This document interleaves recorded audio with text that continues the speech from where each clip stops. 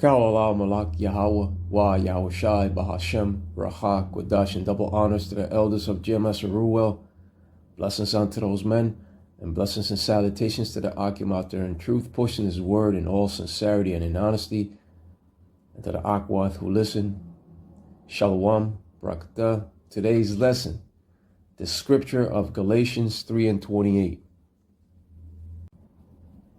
And when it comes to the Scripture of Galatians 3:28, it does not speak of the original Greeks of Edom. It's not speaking about the Macedonians of Alexander or the Agagites.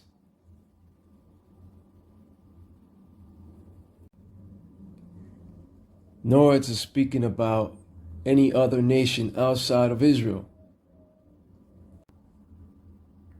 This scripture goes into what happened to those Israelites that were following Greek customs. They became just like the heathen round about them. But the truth of the matter is that the Lord is not coming to save everyone. The Lord is coming for the elect of Israel, just as it says in the scripture of Isaiah 45:4. Here we have Isaiah chapter 45 and verse 4. For Jacob my servant's sake, and Israel mine elect, I have even called thee by thy name. I have sure named thee, though thou hast not known me. But it says, Israel mine elect. And this is the problem with these so-called Christians. They want to save everybody, when in reality the scriptures say different. What Christians do not seem to realize is that they are not in control of the Lord's movie. The Bible is the Lord's script, and therefore he changes not, according to Malachi 3:6. But with that being said, let's go over to the scripture of Galatians 3:28. Which says the following.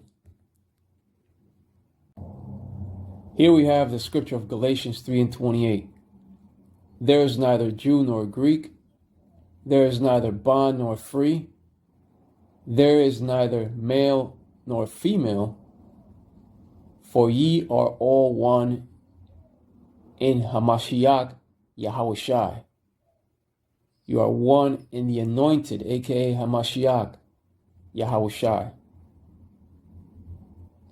If the so-called Christians believe that this scripture is in reference to all nations, then why did it only mention the Greek and not other nations in the process? This is why you need the apocryphal scripture of 1 Maccabees 1:1 to answer the mystery.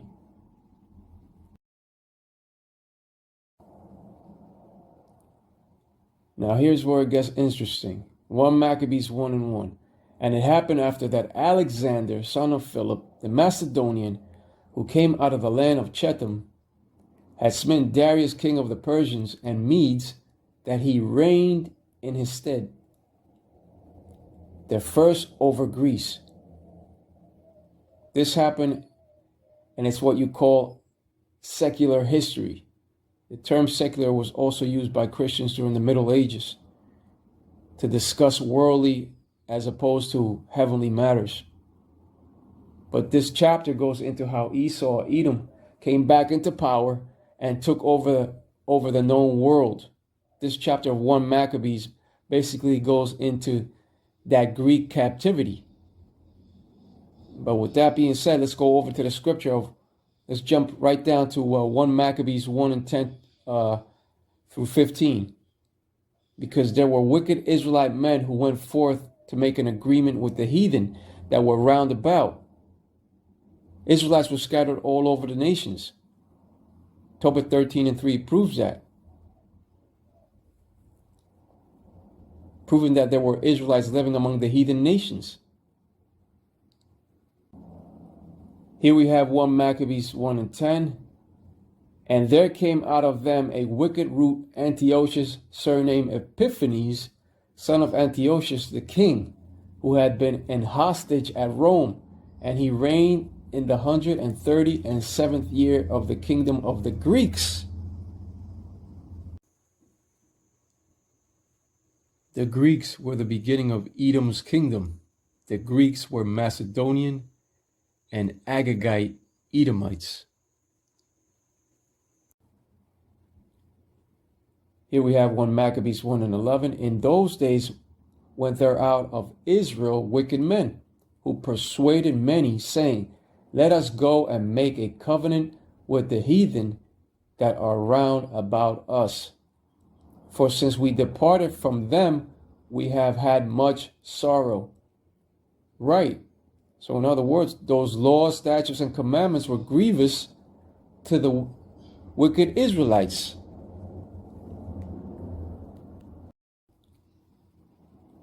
One Maccabees 1:12. So this device pleased them well. You see, device is defined as division, separation, and desire.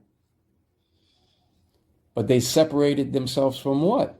From Israelite customs by merging with the Hellenistic Greek way of life and its philosophies, and also those false deities.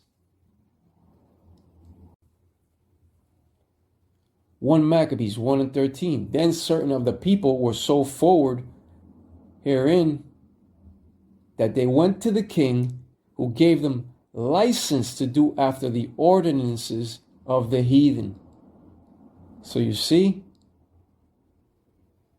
they asked the king for a license to do after the ordinances of the heathen. So the definition of the word license is a permit from an authority to own or use something, do a particular thing, or carry on a trade. Right, a license was given to permit Israelites to carry on with the wicked ordinances of the heathen round about. So right there it tells you that there were wicked Israelites living among the heathen nations. Basically, the wicked of our nation went to the king to receive a license to be sinners in the customs and philosophies of the Greeks through that heathen covenant. So those wicked Israelites became just like the Greeks. They became just like the Greeks themselves. The Gentiles that Paul went to wake up and bring back to the fold were Israelites of his own kindred and flesh. Paul also journeyed to those lands in order to speak to those Israelites that no longer wanted to continue in Greek ways. And Paul was an Israelite from the tribe of Benjamin, and he was sent to the generations of established Israelite foreigners that were living and having children in those Greek lands. That is the reason in which Paul was sent into those heathen Greek lands, in order to wake up the Israelite foreigners that lost their true heritage and Israelite culture in those lands. The true nation of Israel was scattered everywhere according to the scripture of Tobit 13:3. You see? So in those days, there were Israelites living among the heathen Gentile nations, just as you see here today. Nothing new under the sun. So due to those Israelites living among the heathens, they too became Hellenized and became unnatural Gentiles themselves by following their heathen customs, philosophies, and false deities, those false gods. Nothing new under the sun, because even in these modern times, you have Israelites living among all the lands of the world. And when you live in foreign soil, you tend to follow the ways and customs of that land that you are now living in, that you now inhabit. And that is if you don't know the truth. One even tends to follow the false gods of the nations that are idols.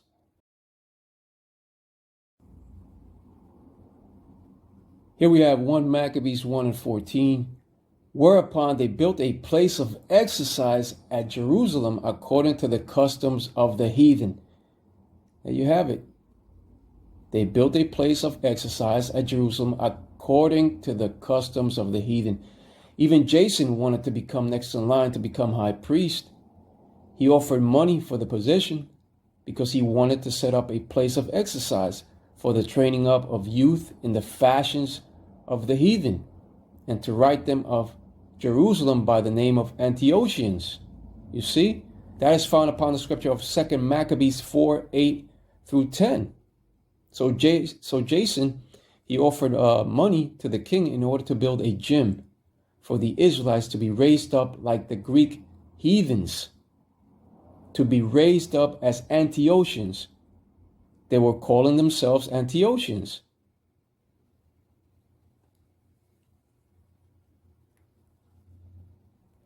That's like saying today that you are an American, nothing new under the sun.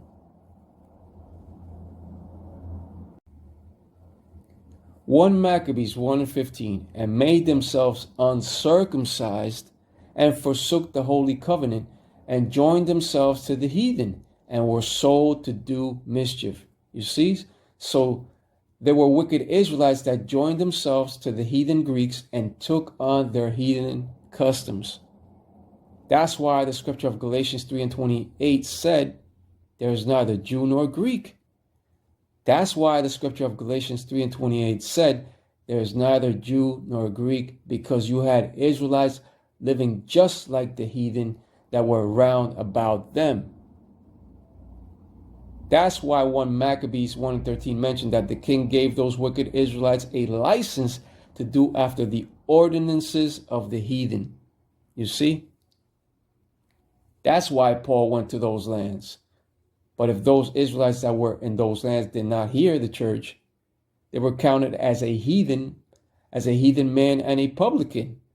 That's why the scripture of Matthew 18:17 said, and if he shall neglect to hear them, tell it unto the church. But if he neglect to hear the church, let him be unto thee as a heathen man and a publican. So in other words, when those Israelites left the law, statutes, and commandments to follow Greek customs, they became just like the Greeks. They were now considered Greeks themselves.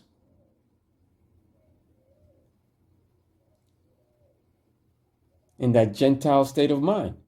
The law, statutes, and commandments were grievous to those Israelites, and in turn, they became heathens themselves.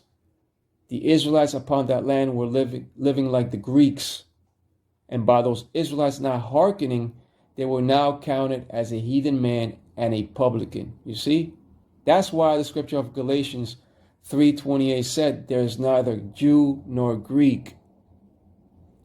That's why these Christians cannot get it, because they do not read the corresponding scriptures that pertain to the scripture of Galatians 3:28 in the apocryphal books.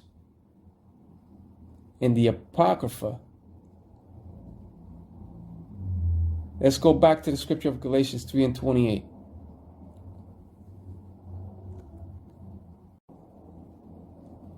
Now here we have Galatians 3:28 once again.